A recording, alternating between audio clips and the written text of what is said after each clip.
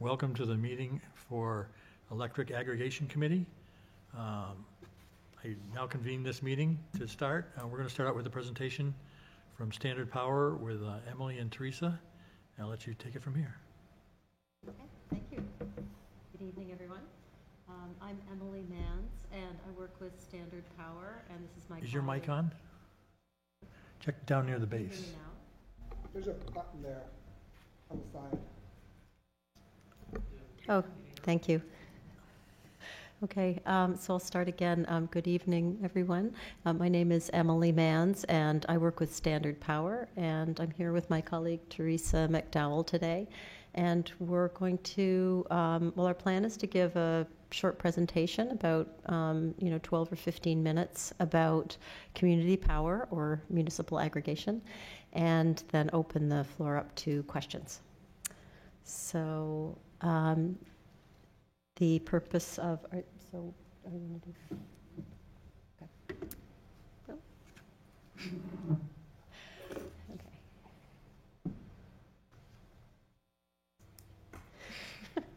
Okay, so the community power in New Hampshire is began in 2019, in October 2019, with RSA 53E.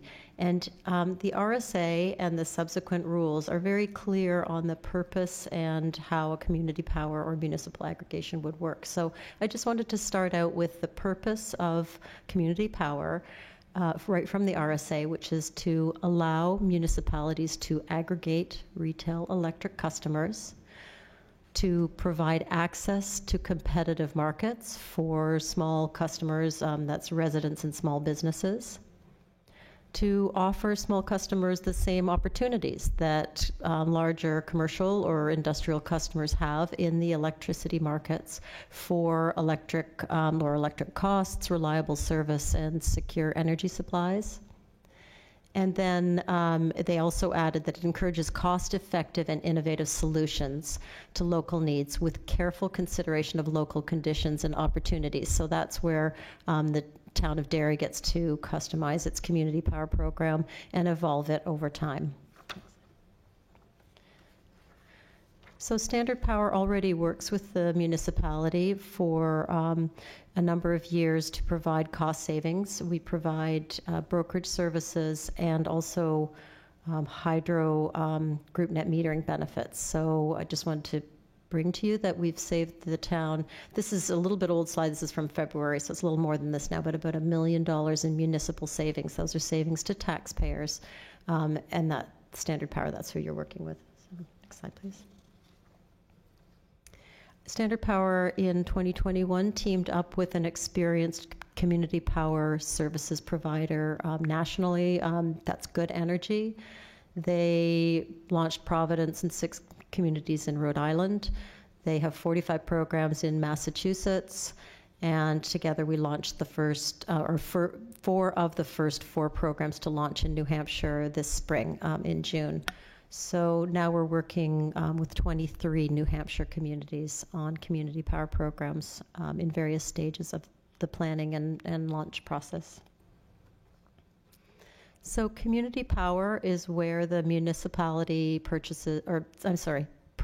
electricity supply for residents and small businesses.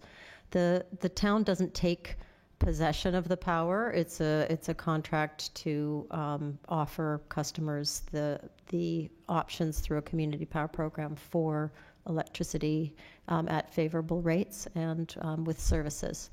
So the important thing is it relates only to the supply portion of your electricity bill. Delivery, emergency services, and billing all stay with the utility. So this means, in essence, if you have well, for one thing, when you flip the light switch on in your house, it will come on. This doesn't affect whether the lights come on in your house. And also, if you have a power outage, the same crews will come down your street to assist you with your power. So delivery emergency services stay with the utility, and whoever your distribution utility or the co-op is serving you now will continue to deliver those services. So there are two main reasons that municipal aggregation or community power is popular across the country, and there are hundreds of programs.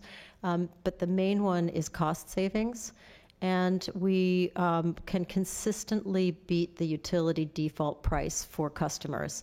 And using very basic brokerage tools, we use market timing, we use a buying power, that means we bulk customers together, and we use contract length. And we use these now for commercial and industrial customers, but we can also bring them to residential and small commercial customers within a community power program.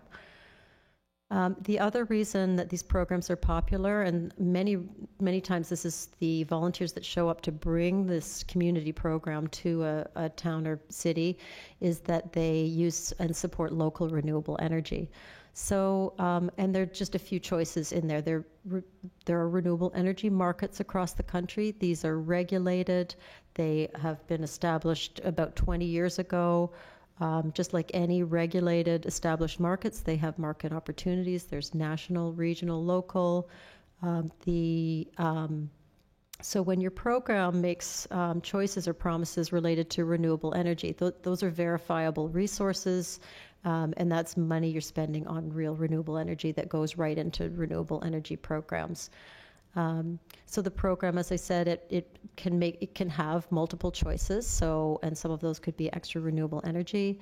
And then a community power program can facilitate through multiple, ways the development of local resources.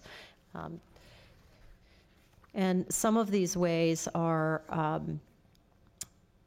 going down to the bottom on the right, education and awareness, just bringing people's awareness to the opportunity to, maybe they have a piece of land or something that would be developed or related to their costs or the opportunities. Innovative local programs, energy planning. If you have an energy plan, that tends to encourage perhaps developers or something. It encourages conversations and resources to come to the community, and community power can facilitate all of those aspects, along with local control and consumer protections. Nope. Okay. Sorry, I skipped a slide here.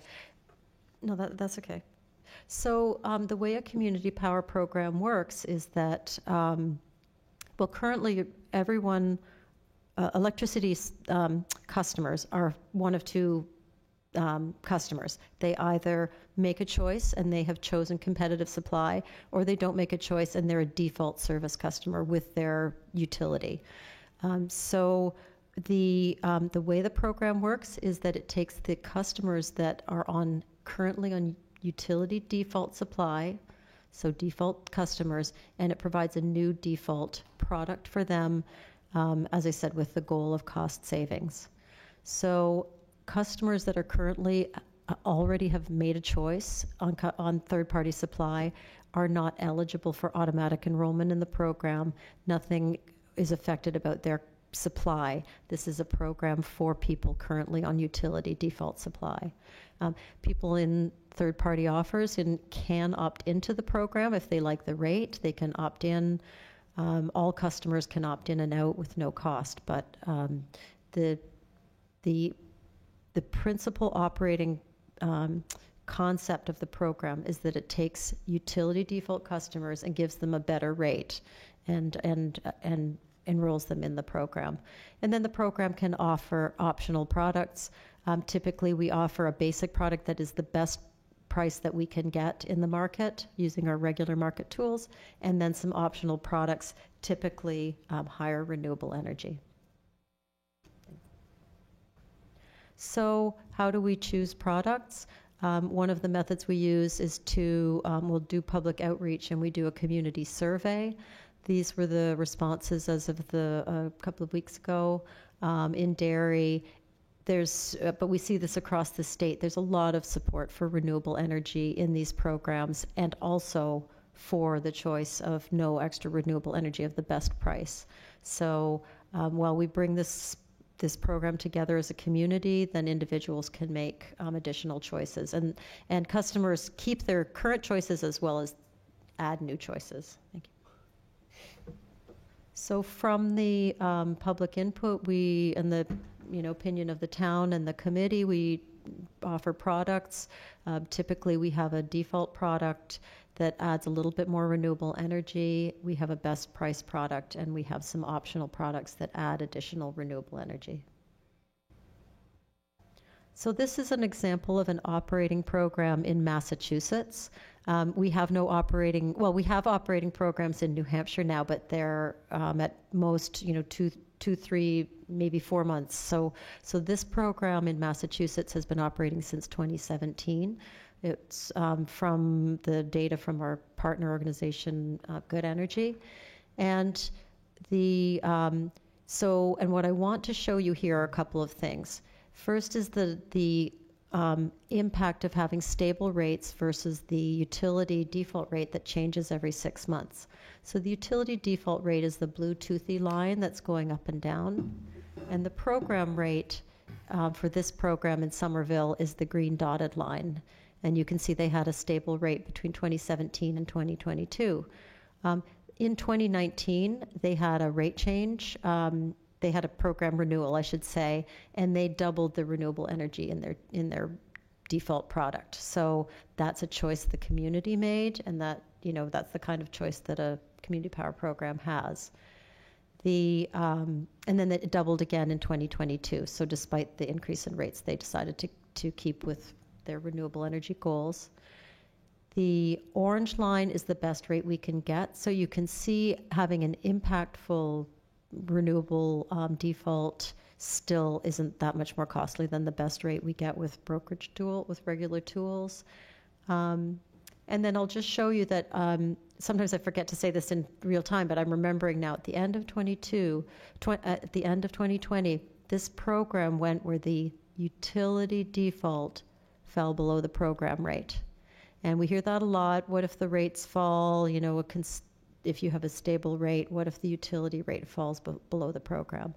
And I just want to show you real data where there was a 6-month period at the beginning of COVID where this program, the price was, or the utility default fell below the program price. But if you stayed in the program through this period, you had a very significant savings over the utility default. So customers would have the ability to hop out of the program at no cost if that happens. But if you just stay in the program, you can budget your costs. The program rates are stable for the rate period. So I put in a couple of bill slides here just to show you where it impacts on the bill. This is an Eversource bill that in Derry, you might have Unitil or New Hampshire Electric Co-op. I think there are even some Liberty customers, perhaps but there's supply and delivery portions of your bill, and this affects only the supply portion. And on the front side of the bill, it says your electric supplier is, and it might be your distribution utility, might be a competitive supplier, but if and when you join the program, it will say Derry Community Power. That's a name that's reserved for the community. And then on the other side of the bill, you can also see where your supplier is. The supplier name would be repeated there. And you can just see that that's how your rate is calculated. It's kilowatt hours times a rate. And it's this is an old bill. It says 10.95 cents per kilowatt hour. But that's the rate that the program would affect. So Derry is going through a process of setting up a program, and we're in the planning and approval process.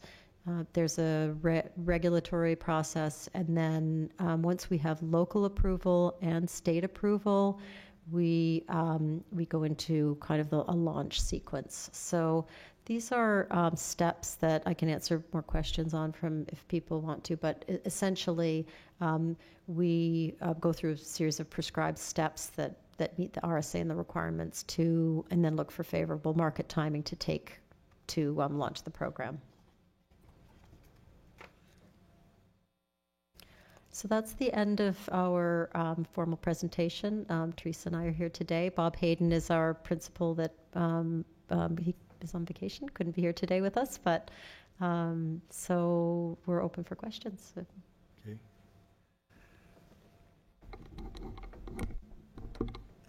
Does anybody have any questions? I was just wondering if you could elaborate a little bit more on that chart that you had, the price chart, what the difference between the green and the orange line was. Sure. So the question was about the price chart, and the so the green line is the program default price over this period, and if you look up the legend, it starts out with 5% additional renewable energy over the state minimum, and then in the end of 2019 they doubled that to 10% additional renewable energy, and then at the end of 2022 they doubled it again to 20%. So is the orange line the state minimum? And so the orange line meets the state minimum requirements for, the program has to meet the state minimum requirements, so that's the best price that the program can get. This program, this chart doesn't show that this program does have 100% renewable product. It just adds another line and some complexity, and it is about 3 cents or so, 3.5 cents above, above the lines there. Can you give us any insight into what the current supply rates are from third parties versus Eversource or utilities? So yes and no. We don't, so brokers cannot, nobody can promise rates going forward. But current rates are, I think we're seeing rates a little, our best rates are a little below 10 cents. So for commercial industrial customers. So, but the chart that I watch for community power programs and launch, and like with fingers crossed for timing, is the price of gas, and it's at about 2.6, 2.7 per million BTU, dollars per million BTU, and that's been pretty stable since March. We had a crazy year last year, and then it's, it was around about there in March. It dipped down a little bit, and now it's up again, but it's been very stable. So for community power, we're hoping to have prices, like looking at prices similar to what we saw in the spring. Yeah. Good job. So typically, how long would you have your rate set for? Do you do it for 6 months or a year or 2 years?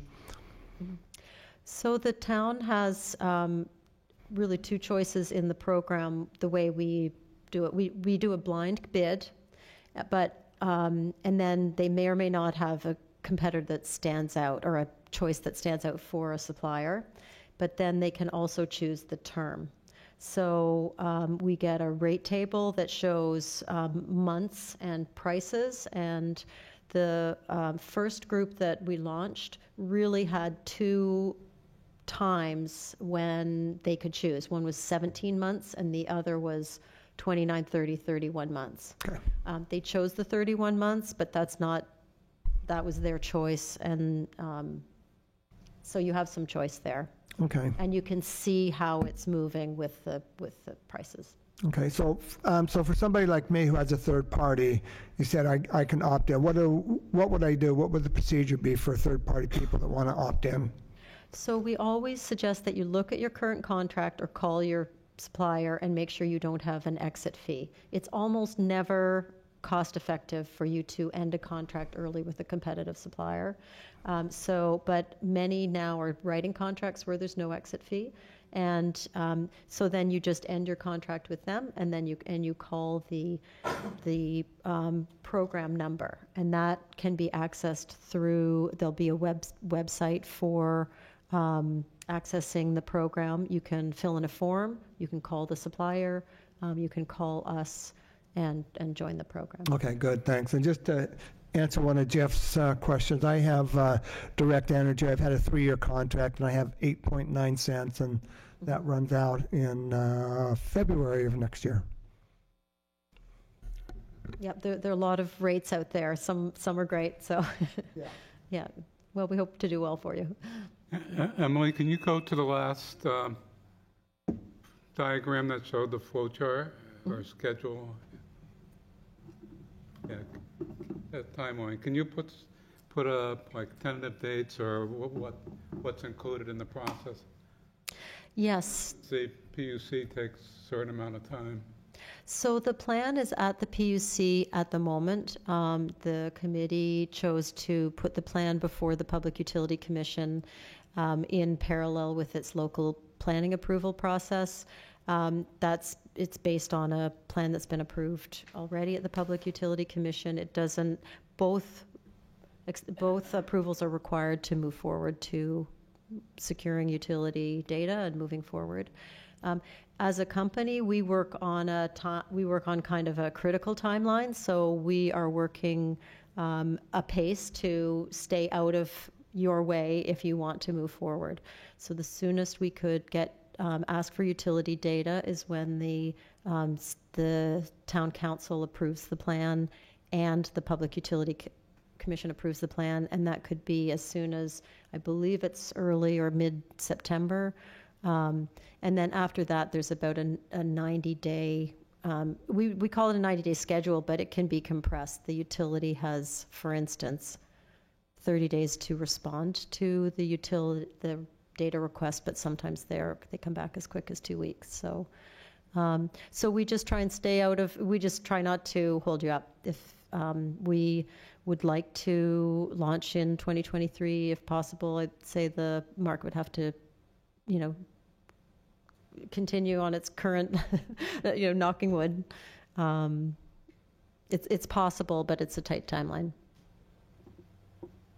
Governor Sununu just signed HB 385, where it transfers the approvals from Department to the Department of Energy from the PUC for the community plans. Do you think that would affect us? My understand, I read it today actually, and my understanding. So the Public Utility Commission is subsumed under the Department of Energy. So that part, I'm not quite sure how the language makes sense to me as I understand the structure, but I think they're talking about the complaint process. That the Department of Energy will get involved, will help people. The complaints will be recorded and handled by the Department of Energy. Go ahead, Joe. On the renewables, how do you choose the percentage renewable? Is that up to the committee, whether it's, I noticed on Somerville it was 5, 10, 20. Is that a standard mixture for renewable? So the program in Somerville, they started out with a 5% additional renewable in their default, and then on their first renewal, they doubled it to 10, and then on their next. So that's what I understand. Yes, so that's all related to their default product, and that is up to the program. It's up to the committee, up to the program and the committee and the council, to make that decision. In terms of the products, it's also up to the program. And is there a set amount that says that this is a commercial customer versus a small commercial customer, a residential? Is there a quantity of usage or something in a defined period of time that separates whether you're a large manufacturing or? This is actually a really interesting question. We serve all default service customers of any size. So the program will deal with larger commercial or industrial customers. It's just they're not on default supply because it was recently 20 cents and they could get competitive supply for. So large customers, I believe on launch are treated, we have one rate. Everybody gets the same rate that are default customers. But large customers that want to join the program can be given a market rate so as not to affect the residents and small customers. Okay, and they'd receive notification of what that rate would be just along with their next door neighbor? Correct. And one last thing, I heard this answer before, but I want to be sure. Dairy itself will not own a single molecule of power. That Correct. Dairy And owns nothing, although it says that it's being supplied by Dairy Community Power. Dairy doesn't physically hold a molecule of anything. that is a good way to say it. And dairy is also, there's no taxpayer funds, more than a little bit of staff time to assist this committee, for instance, related to the program. That's right in the RSA and the rules. I had one quick question. On that last page, it's on the timeline, it says mailing sent to every residential commercial customer, but that's only the ones that have the default rate? Or is it actually sent to like someone who has the third party already?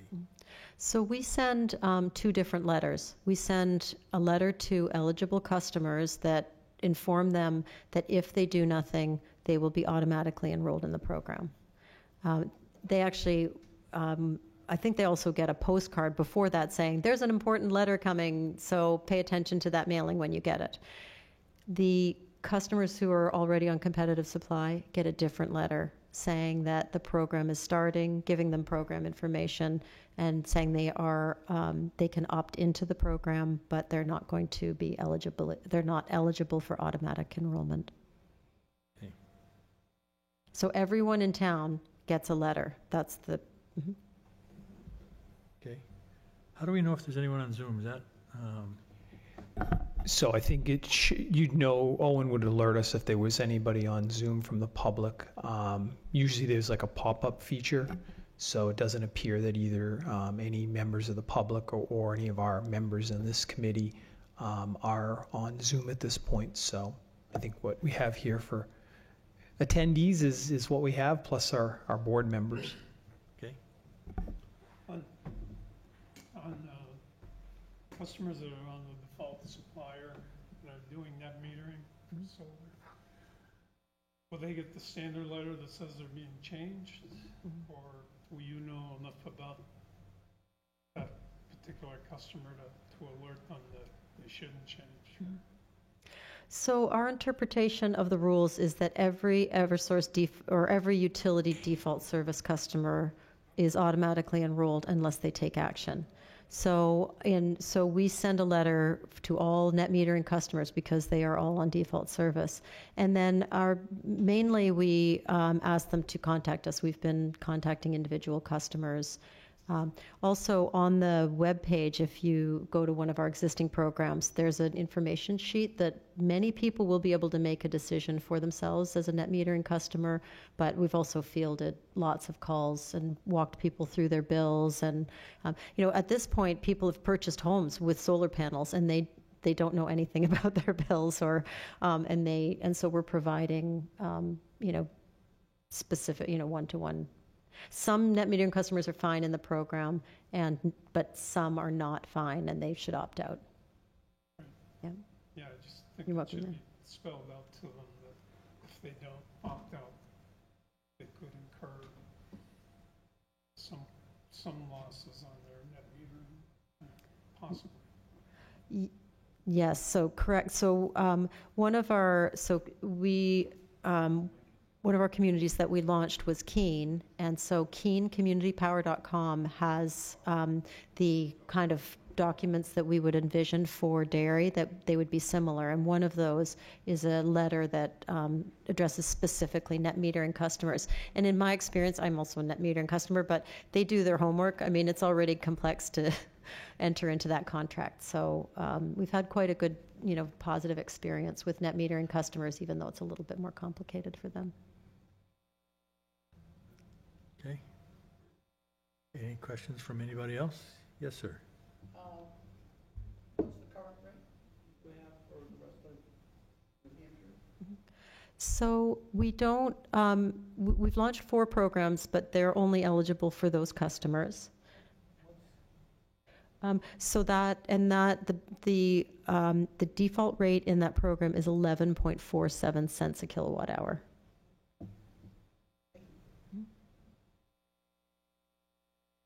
Anybody else have any questions? Yeah, I'd just like to take a second just to kind of talk about, where this program emanates and where we're going from here. The town through Public Works, we've done aggregated electric supply. We've purchased for our wastewater treatment plant and about 30 other buildings. We've been doing this for almost 15 years now, and the savings are in the millions of dollars in terms of the difference between the default rate and what we've been able to get on the open market. And we've never had any issues relative to interruptions in power supply and some of the concerns that individuals at home may have. Now this is being offered to everybody in the community. There's 90 million kilowatt hour plus or minus that this community has as buying power. And the idea would be to capture that and harness that. For every penny that you're able to save for an average homeowner that uses 600 kilowatt hours per month, you're looking at $6 of savings. So if that delta or if that difference is larger or you use more power, there's an opportunity for individual homeowners to save additional money. So there's a lot of options that is available to this program. There are templates that, as Emily has stated, in other communities that people could take a look at. But I think the idea is to have confidence in this particular program, and it will be a benefit for all of the community of Derry. So I also wanted to talk about where this committee would be going in the future. So the next step would be that this group would be looking to endorse the final version of the plan that would be going to the town council. The town council is tentatively scheduled to hear and to approve the plan on September 5th at the town council meeting. Immediately following that, if the plan has been endorsed by the town council, it will move to the next steps that you see on this timeline to the New Hampshire PUC and some of the other steps that would be moving forward. So this is going to move pretty rapidly. This is the second of 2 meetings that have been held. There's been a number of surveys that have been brought in from members of the community, and there's still opportunity if there is anybody in the community who has some comments, we could certainly incorporate those in prior to us finalizing the report. But from the town's perspective, from a staff member's perspective, this will not be an additional burden for us. This would be something where all the billing inquiries would be going through the suppliers and also through the consultants that would be part of this process. So we think it's a great opportunity for the town, for individual members in the town to save money over what the current default rates are. We don't know exactly what those numbers are going to be, but I can tell you that our experience in the town when we've aggregated has been unbelievably good. So I just wanted to throw that level of confidence behind there that this is something that the town has been doing on its 4 million kilowatt hours per year for about 15 years. So for what that's worth. Thanks, Mike. Anything else on the presentation? All right, thank you very much. Next item of business is to review the minutes from the last meeting. I had one change. Okay. Joe's last name is spelled S-A-N-G. Oh, okay. I think that was just the original form that came through the system had it wrong, so I think it just got perpetuated. Okay, I will make that change in this one and in future versions. Thank you. Any other things with the past minutes? Motion to accept minutes? Okay, anyone second? Second. All those in favor? Aye. Any Aye. opposed? Any abstain? 1, 2, 3, 4, 5, 6, 7. 7-0. Okay, next item of business. Mike was to set up the next meeting? Yes, so to keep on the track pursuant to my last comment, I think we had talked about having our next meeting on August 22nd. To have this in place. Now, this kind of comes back, Emily, you had suggested that we meet as soon as possible to finalize the plan. Is that still where we should be heading and setting up our meeting to finalize that plan? Unless there's a reason not to keep moving, then Okay. that's a recommendation. Okay, excellent. So I guess the question really comes from the board. Do we want, what's a good time for everybody to meet on the 22nd? I can make sure that we have either this room or the next room available to us. I know we had met at 11 o'clock was one of the times that we had done in the past. Me personally, I have 100% flexibility. I can do any time. Okay. So it just depends on what other restrictions people might have on the 22nd. I'm not available in the morning, on the 22nd.